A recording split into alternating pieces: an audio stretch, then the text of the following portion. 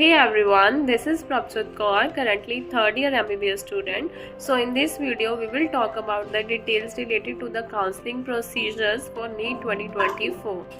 So first of all counselling दो levels पे होती है। पहला है हमारा सेंट्रल गवर्नमेंट के थ्रू और second is through the state level. जो सेंट्रल वाला है वो MCC कंडक्ट करता है, which is medical counselling committee, और आप उसकी ऑफिशियल वेबसाइट पे जाके सारी न्यूज़ जो है वो आप देख सकते हो टाइम टू टाइम। और जो स्टेट वाला है that is conducted by the state site, जो हर एक स्टेट की अपनी अपनी एक वेबसाइट होती है। सो आप जिस भी स्टेट का आपके पास डोमिसाइल है तो आप उसके थ्रू अप्लाई कर सकते हो, या फिर जो ओपन स्टेट्स होते हैं उनके थ्रू। सो अगर हम बात करें सेंट्रल काउंसलिंग की, तो जो सीट्स अंडर MCC आती हैं, तो एक तो आती है 15% ऑल इंडिया कोटा सीट्स, जो सबको पता होगा। और जो सेंट्रल यूनिवर्सिटीज़ जो सेंट्रल काउंसलिंग के अंडर आती हैं वो है all the AIIMS institute come under the central counselling, all the deemed universities, all the deemed seats come under the central counselling. और फर्दर जो BHU है उसकी भी 100% सीट्स जो है वो सेंट्रल काउंसलिंग के थ्रू ही आप आगे प्रोसीड करते हो। और AMU जिपमर की 50% सीट्स और ESIC IP सीट्स ये सारी सेंट्रल काउंसलिंग की कंडक्ट करवाता है, ठीक है। और जो रिजर्वेशन है अंडर MCC वो है OBC के लिए 27% रिजर्वेशन होती है, EWS के लिए 10% होती है, SC के लिए 15% होती है, ST के लिए 7.5 एंड PWD के लिए 5% होती है। और अगर आपको सेंट्रल काउंसलिंग के थ्रू किसी कॉलेज मेडिकल कॉलेज के लिए अप्लाई करना है तो आपके पास दो ही ऑप्शन है, जो एक तो है 15% ऑल इंडिया कोटा काउंसलिंग और दूसरा है 85% home state quota counselling of your domicile state, जिस भी स्टेट का आपके पास डोमिसाइल है जिसके आप रेजिडेंट हो। और कोई अदर थर्ड ऑप्शन अप्लाई करने के लिए नहीं होता। अगर आपको काउंसलिंग रिलेटेड ऐसे फेक कॉल्स या स्कैम कॉल्स आते हैं कि हम इतने कम मार्क्स में और इतने कम फीस वाला कॉलेज आपको दिलवा देंगे, तो वो सब फेक होता है। और अगर हम बात करें प्राइवेट कॉलेज के लिए अगर आपको अप्लाई करना है, तो अगर आपने सेंट्रल काउंसलिंग के लिए अप्लाई करना है तो then you have the deemed universities. और अगर आपने स्टेट कोटा काउंसलिंग के लिए अप्लाई करना है तो या फिर तो आप अपने डोमिसाइल स्टेट से अप्लाई कर सकते हो, या फिर जो ओपन स्टेट्स हैं उनके थ्रू आप अप्लाई कर सकते हो।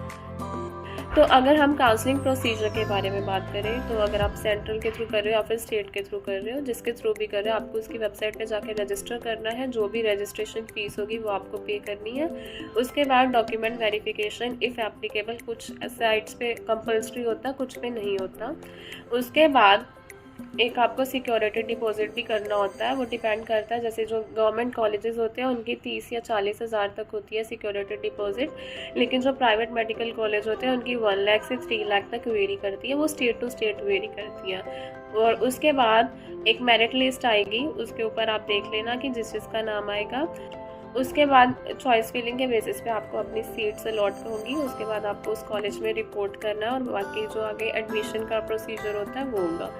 सो अगर हम बात करें स्टेट और ऑल इंडिया कोटा की कि वो पैरेलल कैसे होती है काउंसलिंग, तो पहले होती है ऑल इंडिया कोटा का राउंड 1, उसके बाद होता है स्टेट का राउंड 1, फिर होता है ऑल इंडिया कोटा का राउंड 2, और फिर होता है स्टेट का राउंड 2, और उसके बाद होता है ऑल इंडिया कोटा का राउंड 3, फिर होता है स्टेट का राउंड 3 जिसको मॉप अप राउंड भी कहते हैं। उसके बाद ऑल इंडिया कोटा का स्टे वैकेंसी राउंड होता है, और फिर लास्ट में स्टेट का स्टे वैकेंसी राउंड होता है।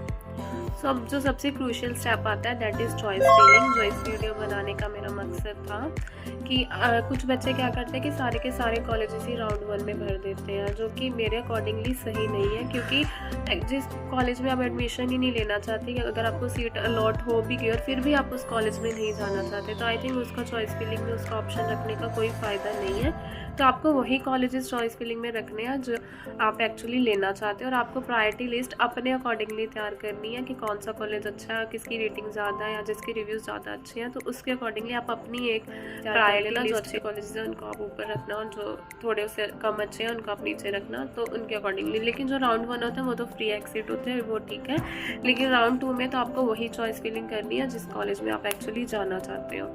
और अगर आपको राउंड 2 में भी सीट अलॉट नहीं होती तो मॉप अप राउंड की हर साल नए नए रेगुलेशंस आते हैं, अगर अलग से न्यू रजिस्ट्रेशन होता है तो फिर आपको अलग से फिर से चॉइस फिलिंग करनी होती है। तो मॉप अप राउंड में फिर आप अपनी उस अकॉर्डिंगली चॉइस फिलिंग करना। तो स्टे वैकेंसी तो थोड़ा रिस्की है, लेकिन मॉप अप तक तो आप वेट कर सकते हो, क्योंकि कई बार ज़्यादा रैंक वालों को अच्छा कॉलेज मिल जाता है। अगर राउंड 2 में किसी ने कोई सीट छोड़ी हो। हाँ, और एक पॉइंट और कि अगर आपको कोई भी कॉलेज मॉप अप राउंड में अलॉट होता है और आप उसको छोड़ देते हो उसका एडमिशन प्रोसेस के बाद, तो आप उस काउंसलिंग के से बाहर हो जाते हो और आप ना ही उसके बाद किसी स्टेट काउंसलिंग में भी अप्लाई कर सकते हो। सो कॉलेज को सोच समझ के लेना और सोच समझ के कोई सीट छोड़ना।